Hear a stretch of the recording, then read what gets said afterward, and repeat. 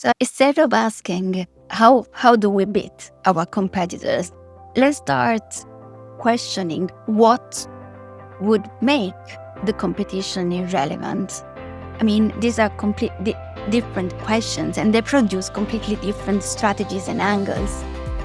Hello everyone and welcome to the Web3 CMO Stories podcast. My name is Yuri Bilast, I'm your podcast host, and today I'm so excited to be joined by Vale. Hi, good morning. I'm great, super happy and excited to be here. Happy to have you on the show. People that have been following my LinkedIn, or maybe your LinkedIn, Vale, they have seen we have been together on a stage not so long ago in Malta at Next. It was an amazing fireside chat, an amazing experience. But for people that didn't see that, they don't know you guys, I have Valentina Diaco on the podcast. She's the founder and a strategic business and iGaming advisor, a fractional CCO of Profit Matches, self-employed. And she also organizes events. I participated at an amazing event in Malta, AI Match Sessions, the Sunset Edition. We'll probably come back to that during the conversation, Vale. And as my listeners know, I always dive straight in. So tell us, Vale, after senior roles across entertainment, luxury, telecom, iGaming, and tech, what stayed true for you about great marketing despite all the changes in channels and in technology? I've been a marketer by heart because I started when I was extremely young during my university study, and I had the privilege of working already from the very, very young age with several industries, as you said, from luxury, automotive, telecom, and now iGaming and tech. There is all the time we are living this shift where channels perhaps are changing, where also the way we consume media is changing, but the psychology doesn't. And let me give you some kind of concrete examples because I watch it actually show up in the numbers across every industry I've been in. Customer acquisition costs have gone up to 60% almost over the last 5 years. Everyone in performance marketing feels that. The instinct is always to optimize harder, to have better creative, tighter targeting, maybe sometimes bigger budget, lower cost per leads. And what the data actually shows is that brands with a very strong emotional layer actually outperform on the metric that matters most. Existing customers, for example, spend plus 70% more than the new ones. 5% improvement in retention can deliver up to 95% profit increase. And the product changes, the landscape too, but the emotional driver often doesn't. So if I need to pinpoint to one thing where marketing stays true is the emotional driver behind it. Like in luxury, you are not selling a bug, you are selling an identity. In entertainment, you are selling an escape. In the iGaming industry, you are selling that kind of feeling of that spin, that anticipation, the almost near miss, that fraction of a second where anything can be possible. So again, I guess the emotional driver didn't change over years, and it stays even stronger now with AI, even more important than it was before, I might say. Yeah, you talk about an emotional driver. And when I was at your event, I really felt that, meeting people in real life, the good vibes, the emotions, people laughing and so on. So I am curious, Vale, what made you decide to build AI match sessions as this curated experience instead of the traditional networking event? Yeah, the traditional not networking events are great, don't get me wrong, but it are getting crowded and large and massive. And perhaps you are attending these massive conferences and then you realize that the most valuable conversation is actually happening in a corridor while you're queuing, while you're trying to buy some drinks. And I wanted to create something that was not transactional in the first place. something where you don't have a badge, you don't have a big booth, you don't live with many business cards perhaps, but I wanted to design something with a purpose, something where interesting minds could actually meet and connect, something that has been built with the intention of creating the right conditions for people who maybe unlikely manage to spend time and exchange real value can actually happen. It's like almost for me, if I need to use an analogy, it's the networking event, the big one, are the transactional one, and the matchmaking ones, the one that I try to create with AI Match, are rare, but are very purposefully, like they are designed with the purpose. So yeah, what I try to build, it's something curated, much smaller than the big scale event, but I hope something super meaningful for the people who attended. I really want anyone to leave the event with something, and could be a lead, an idea, a new connection, a reflection. During the event, I mean, you experience yourself. There was this activation called AI message in a bottle, and also there is a reason why.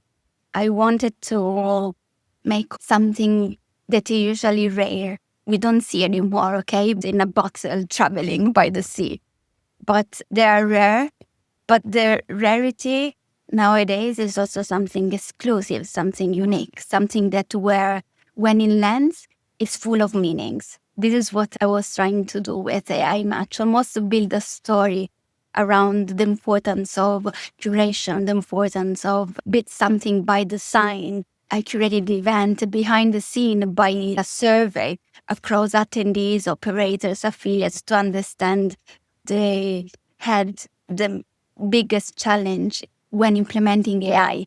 So everything was designed with a purpose in mind. Yeah, I love that. And then purpose and these meaningful conversations between people, you have this curated list.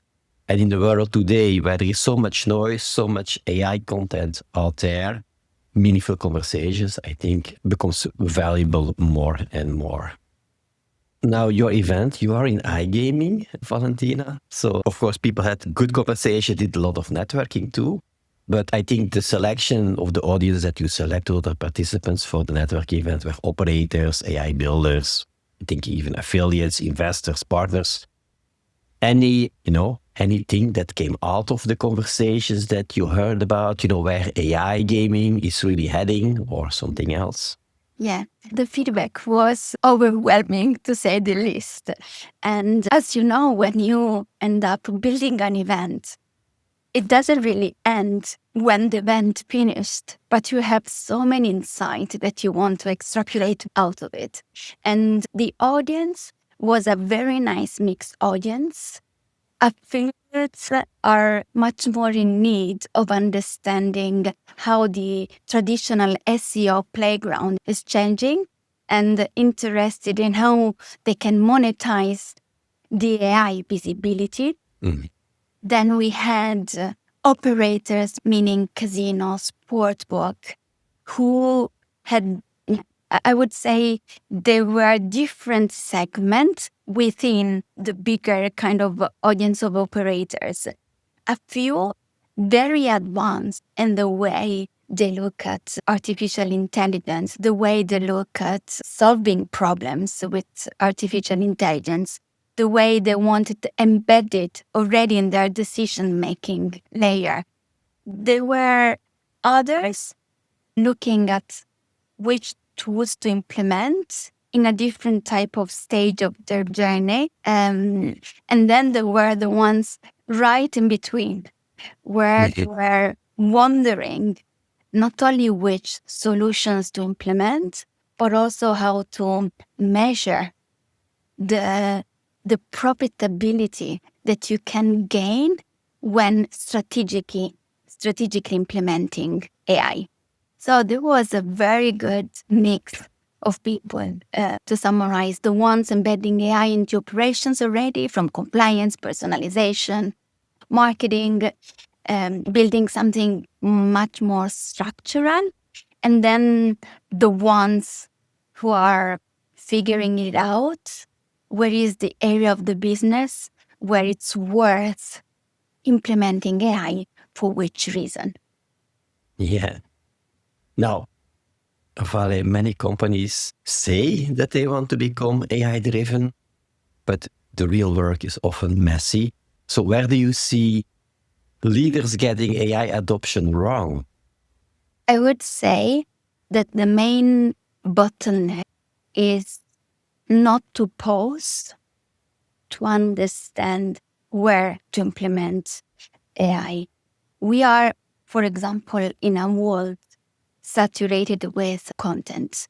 Everyone can create content. So the biggest challenge is how to be unique, how to build credibility in a way that you attract the right audience, that you attract your ideal audience in order to give the audience, the user, truly experience. And at the same time, you as a business able to create systems that help intelligently to understand where to allocate your budget, where to invest, how operationally improve certain loopholes, how to predict immediately the lifetime value of your users. So I guess there are several parts. Everyone is hyped on grasp AI and get it right, but very, very few are asking the right questions. Very, very few are understanding that even if, for example, producing content got much, much cheaper, then how to grab attention, how to create attention, it's becoming very, very expensive. I love that we are really aligned on our thoughts. It's like I'm listening to you, listening to my own TEDx talk I gave some time ago, where it's all about that. That's competence is actually cheap, right? And it's about what matters today is about being believed and know what you want to be trusted for. Now, but also important is not to give all the keys to AI, but keep the human in the loop. So how do you see that? What does it actually mean, keeping the human in the loop? When companies are using AI across marketing, operations, decision making. It's human in the loop is also, I guess, an overused word nowadays. He is not the human, okay, who clicks on approval before an AI agent, okay? That's something. For me, human in the loop means that there is a high skilled person who can strategically outline a plan in order for the different AI agents, in order for the different solution to orchestrate everything that reflects the strategy that is set up by a human. What I keep saying all the time is that AI is not a crystal ball, right? AI is a mirror. It's actually of your thoughts, of your thinking, of your vision. So for me, human in the loop is almost the human being orchestrating a system where there is a knowledge base that can be continuously updated and learned by AI. There are agents that can support the productivity of a company. There is a task force of humans that set up the strategy, that know exactly what they want from AI. And this is sometimes the strategic foundations is sometimes what I see still missing. So I'm not saying that AI is hyped only. I'm saying that only a few are putting the basis for the strategy in order for AI to augment what a human being can do. Does it make sense to you? Yeah, it makes sense. And I love also the phrase AI is a mirror. I remember when we had a fireside chat and you had the idea, let's involve the audience in the room and people were asking questions. And I know you mentioned that too at that time. Yeah. Our fireside chat, also an amazing experience. And thank you again for inviting me there, Vale. We talked about a topic in my book, the future CMO. And I talk in the book about the Chief Value Officer. And I know this was one of the ideas that resonated with you. So now it's my turn to ask you, how do you see the shift from a CMO where the role is evolving into a Chief Value Officer? I remember very clearly when I read your book and that this concept really resonate with me. And let me tell you why. I've been always covering my entire career roles within the marketing department, and also my role now as a founder, but also as an interim CCO evolved. So I could see everything that you actually nicely conveyed through the book, like really reflecting in my own experience. Because again, before the CCO role, I always covered CMO roles, marketing directors roles, and it's changing a lot. And I love the word value officer because the CMO is the ones that needs to create value across different areas of the business. New role needs to fully understand the financial projection of a company, needs to fully understand the P&L, needs to fully understand how to define the emotional trigger that we mentioned earlier, needs to understand about product and the experience, needs to understand how to retain customers. So it's a much larger role, especially also in the gaming industry, but I would say across all the industry compared to what was considered.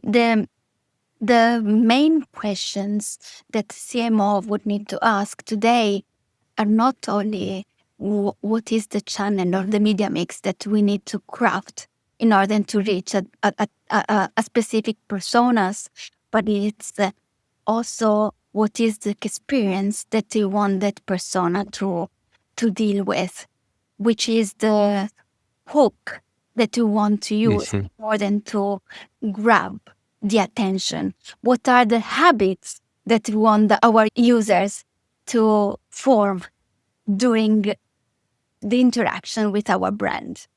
So I do relate a lot with the Chief Value Officer because, first of all, there are stats saying that actually the CMO role belonging to the C-suite is the one with the shorter lifetime, meaning that this role is already evolving into something else, and not because marketing is not relevant anymore. It's essential, but it's actually encapsulating different parts of the business. So, absolutely. So it's almost, I would say that it's not only an orchestrator, it's almost someone who can have such a strong ability with data governance decisions. This is what I can relate most when I think of this role.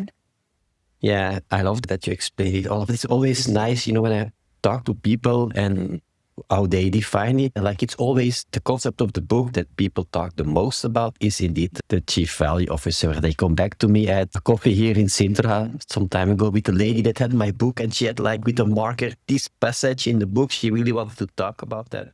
So it really, resonated. And also apparently with Philip Kotler, the father of modern marketing, if he endorsed that too. Now, of course, you are in iGaming. Marketing is often performance driven there, right? So how do you see brands balance this measurable growth with, on the other side, trust, responsibility, and long-term brand value? Yeah, it's a hot topic in our industry because there is always this kind of almost conflict between going towards regulated markets or unregulated, because both of the strategies requires a completely different approach from a marketing, commercial, product point of view. And the reality is that being regulated is very expensive. As an operator, you are going to pay a significant gaming duties. and you are restricted. You have restricted bonuses for your users. You are investing heavily in responsible gaming, while the gray market perhaps offers a much shorter term payback on your investment. I believe that the strongest statement is that we need to be, when we make a strategic decision and a business decision, we need to be very true to the decision that we make. Sometimes it's a trade-off, right? Reason why the strategic layer before adding any type of technology is so important, because it's the business decision that determines your future roadmap and plans. Sometimes I hear from different clients that they want to make money in the shortest time possible, but they also want to build brand and they want to build credibility and trust.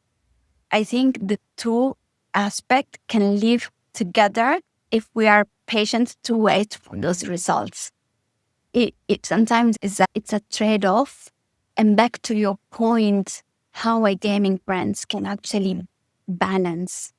I love to always talk about a new way of maybe calling and mentioning marketing, which is not branding, not performance marketing, but brandformance. The two that are glued and stuck together, because we need to trust the process. We need to trust the fact that if we really want to create a business with sustainable profit, we need to be patient and not expect money coming on our way in the shortest payback time possible. We need to have a purpose. We need to build brand. We need to make sure that there is the emotional hook and bond that we create between a brand and the users, including players in a gaming, in order to generate the profit, the cash flow, in order to actually retain our users and not just spending money on acquisition pack, which is super, super expensive, and then thinking of making money in the shortest time possible. I think we need to be true to our initial strategic business.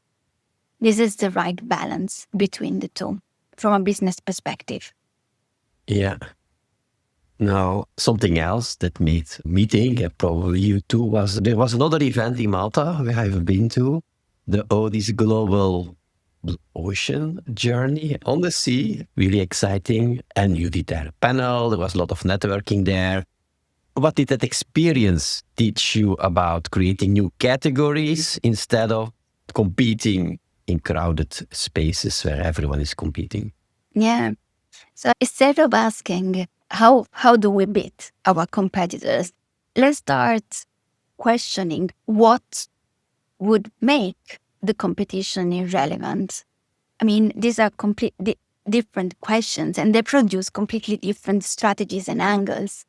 When I was building AI match sessions, I wasn't thinking about the other iGaming events. I was almost thinking about what is not being done yet, which was creating a really a type of different infrastructure. It's almost like going into an empty space and the blue ocean thinking that all this gaming is actually applying taught me this, that is super, super important to define a new space and become the pioneer into something and not all the time copying or analyzing competitions. Let's understand when and if a category is settled, but asking what can we do differently that doesn't exist yet because it solves a real problem. This is, I think, it's a different type of thinking framework where it's super, super important, especially with AI, to actually switch to, because of the reason that we mentioned earlier, because everyone has access to everything. Like creating content or having access to knowledge is not anymore because it's accessible to everyone, right? It's almost everyone seems an expert of everything nowadays. But what we don't have is something that can judge what is right, what is wrong, what is the truth, what is unique, what is different. So these are, I guess, the blue ocean strategy and thinking that it's also tricky, okay, to always look at the blue oceans because are the riskier one, are the one that are not defined yet, are the one that will be copied by someone else. Okay, so it's a cycle, right? What I'm trying to say is let's not try to fight for a part of the oceans that is already crowded. Yeah. Look outside and understand what are the white spaces. Yeah. And how to, The white spaces that perhaps would become red, so would be crowded. It's just a new cycle that allow new type of explorations, new type of ideas. Indeed, but yeah, every blue ocean at some point maybe become red, if you ever, and then you need, to find other oceans. I think you created a blue ocean with your AI match sessions event, to make it differently. I really felt like different. It's different, these amazing vibes there, the people, the location, those things make it unique. I also tried, Valentina, to do that on my side in Sintra here. It's also a unique location. I have my retreat here. I've been done one retreat, putting people together. And sometimes it's also by doing an experience that you find out, oh, this made it unique. Because my retreat started, with the idea we will, connect with each other, talk about AI marketing. What came out when you listen to the testimonials is that people are really bonding together. They were sharing struggles that they had. They were helped by others. And this was really something that sometimes it comes out by just doing things and by having these real life connections. Yeah, and it's also usually something that I think the power of people getting together, it also gives a boost of not only energy, but the ability of listening what are the real struggles, the possibility of being authentic and sincere, the possibility of understanding where is the need, okay, for someone like us, okay, who are advisors, consultants, founders, fractional CMOs, to understand what are the opportunities out there that we can tap into.